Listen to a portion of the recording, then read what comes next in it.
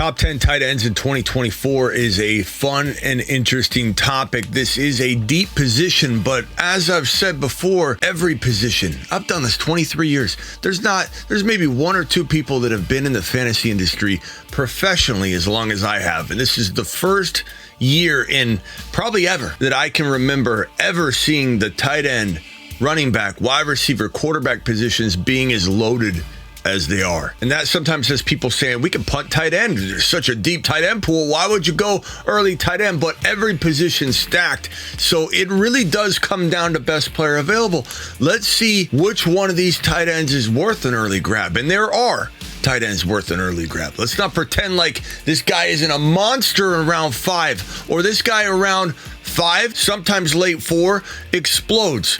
Do we stay away from Leapor because these guys are very close? And there's a number 5 right here that we haven't. Let's just get a little sneak peek of who it might be. There he is. Kyle Pitts. Maybe Kyle Pitts deserves to be number 4.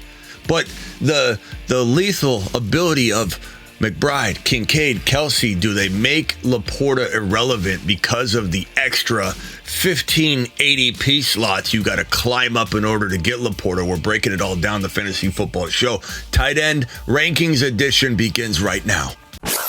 From the FantasyFootballShow.com studios, it's the Fantasy Football Show. So Laporta's the number 1 tight end in fantasy, plain and simple, because he comes out of 2020 freaking 3 with a monster line of 889, 10 touchdowns. The 10 touchdowns is the remarkable part, but I would say this. I don't know that he's going to finish as number 1. I think McBride could be better in the yardage department than Leapor. Leapor, rookie year, can't complain, 86 receptions. We're not going to act like he can't improve upon that and be a 1,000-yard tight end in 2024, but a lot of mouths to feed. St. Brown, you got Gibbs, you got an offense that isn't quite as potentially, I would say, impacting from a passing perspective as, let's say, Kincaid over in Buffalo, or you've got Kelsey in Mahomey in KC. So, this is a good, potent offense. The offense overall is very, very potent, but these are potentially maybe better QB situations, right? Josh Allen, Patrick Mahomes. I'm not saying Goff is a scrub, but even Kyler Murray to McBride, I'm telling you, I'm not drafting Leapor anymore. I am not going to draft him in round number 3. I refuse to, when I can get maybe the number 1 overall tight end in McBride in the 4th and 5th round. Kincaid goes in round 4 or 5 all the time. Kelsey, I kind of stay away from him. I kind of think that, as much as I want to believe that Kelsey's going to have a good year, I think I'm probably going to move him live on the stream right here. And we're going to change his number 4 to a number 5, which means that my number 4 is going to be this man right here, Kyle Pitts, and we'll change his number from 5 to 4 live on the show, right in front of your face, impromptu style, because that's how I do it. I don't do a preemptive scripted show almost ever. This is live impromptu, in person, live digesting the situation, and this has just become my number 4 tight end. And we even have news on this. If anybody's been sleeping under a rock for the last, freaking 24 hours, Kyle Pitts is going to be maybe playing the wide receiver position more than anybody thought. We knew he would line up all over the field. This coming out of the Atlanta Journal, this report, Falcons plan to play Kyle Pitts at tight end and wide receiver. He's going to be all over the place. Zach Robinson's an offensive coordinator genius, brought over from the Rams. Look what he just did with Puka Nacua in the passing attack over in LAR. And he's going to take Kyle Pitts and turn him into kind of one of his wide receivers. He had Cooper Kupp, this Zach Robinson. Cooper Kupp, Puka Nacua, Kyron Williams. What do you think he's going to do with London? Turn him into his Puka Nacua. What do you think he's going to do with Kyle Pitts and Bijan?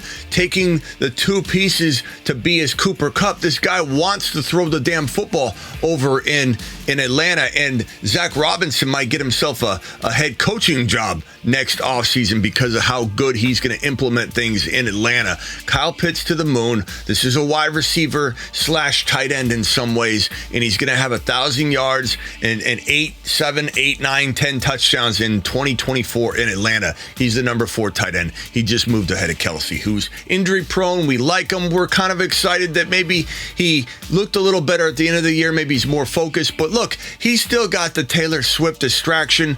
I don't think, what if a breakup happens in the middle of the year? We were worried about him getting adjusted to the relationship, the Cloud 9 effect, and then maybe during this season he breaks up with her and then has a tumble downward. He's also older. He's 87 years old. Ziggy, how old is Travis Kelce? Travis Kelce is 34 years old and was born on October 5th, 1999. Ziggy off, turns 35 during the season. There's something to be said about predicting injury with a 35-year-old tight end. He turns 35 in October. I just think this is smarter ranking. It's not that I don't partake in the Best Ball Underdog Fantasy promo code Smitty, link in the description. I obviously draft Kelce and Mahomes stacked in Best Ball a lot. Underdog will match your first deposit 50% if you use code Smitty. The link's in the description. Draft with us. We draft most midnights, so make sure you jump on over and draft with us.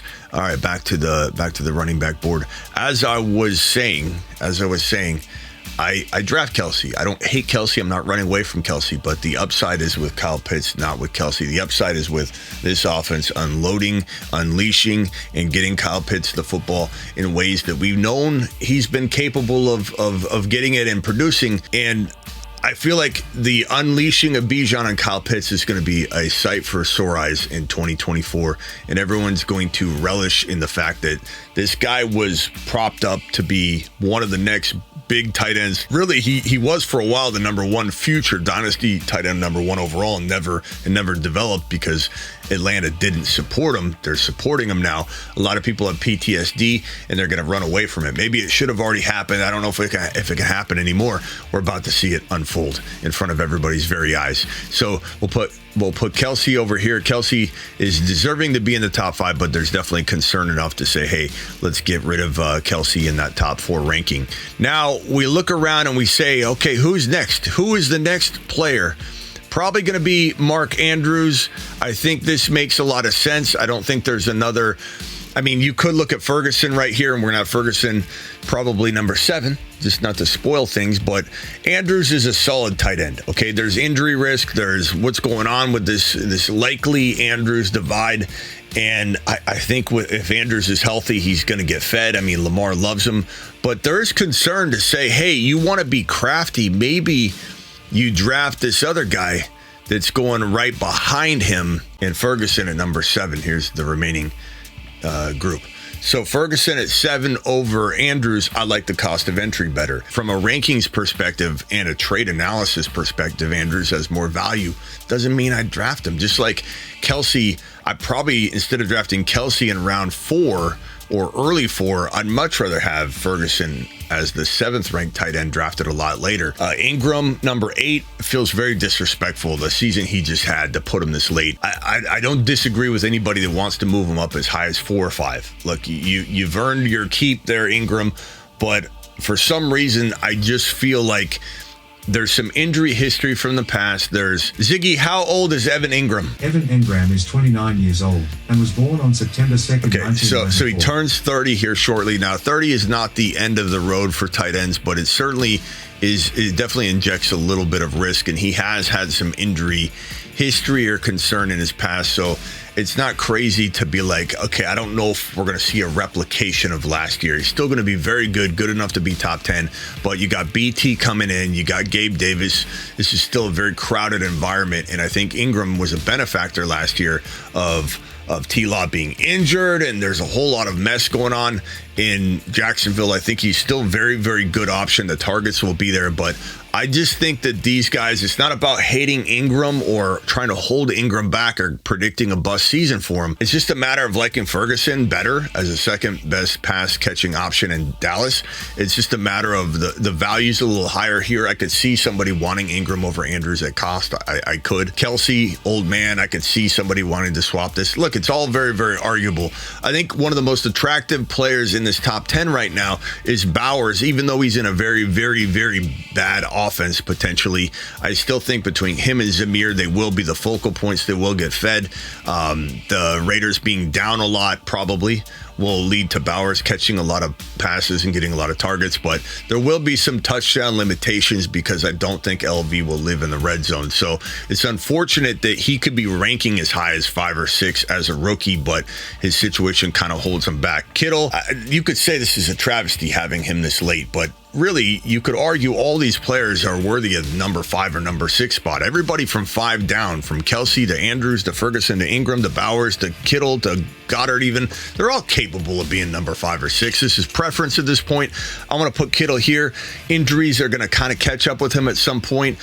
He's always an injury risk. He plays 100,000, 10%, and that's an admirable thing, but it does lead to injury, and I do worry about missed games for him. Goddard, love Goddard this year. One of my most sneaky, crafty guys you draft outside of the top 10 because he's not ranking in the top 10 that can be a top 6 to 10 finisher in a new and revamped Kellen Moore offense. Goddard going to the mother freaking moon this year. To the moon. He is probably, if I had to throw out, because every year 1 or 2 or 3, actually I would say about 3 tight ends outside of the top 10 running backs all kind of usually fight to become that one, breakout surprise top 5 guy.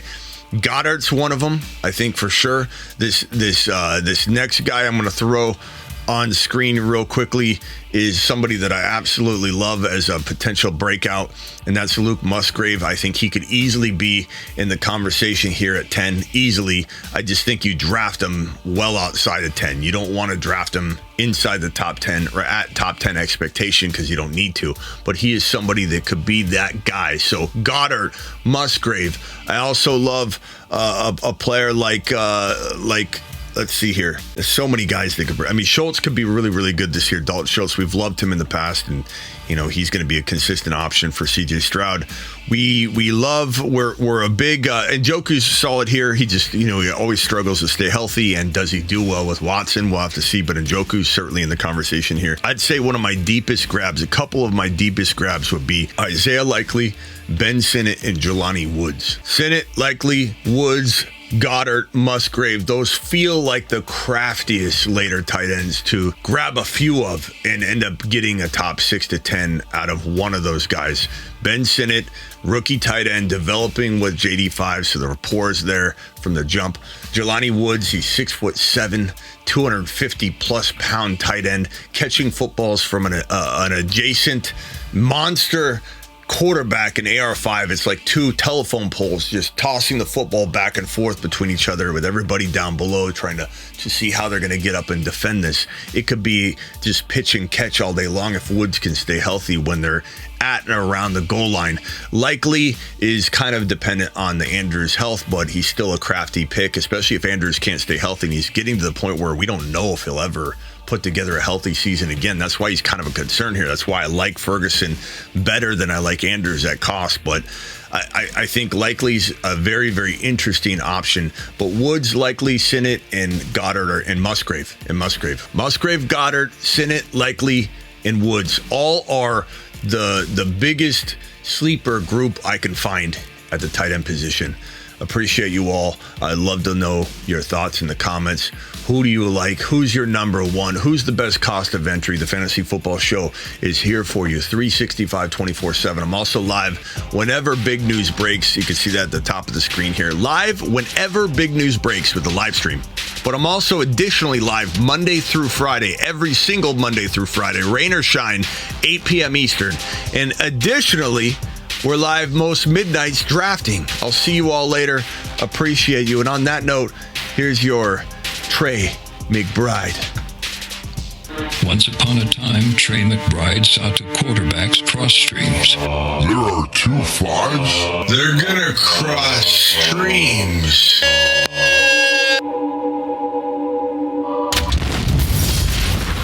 He worked effortlessly trying to accomplish this feat on his own. Then, one day, he crossed his 4th and 5th round average draft position. And then, this occurred.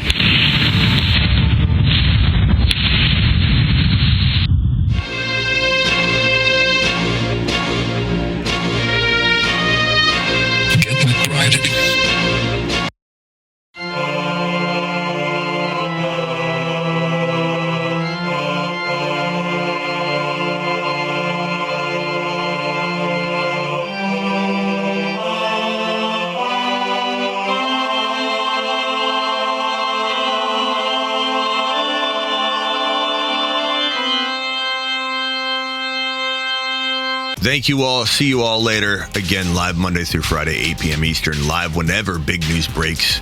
And live most midnights. We go live almost more than anybody you could possibly find. In fact, I think we do. There's nobody that competes with this channel in terms of being there for you. And I take pride in that. Appreciate every single one of you.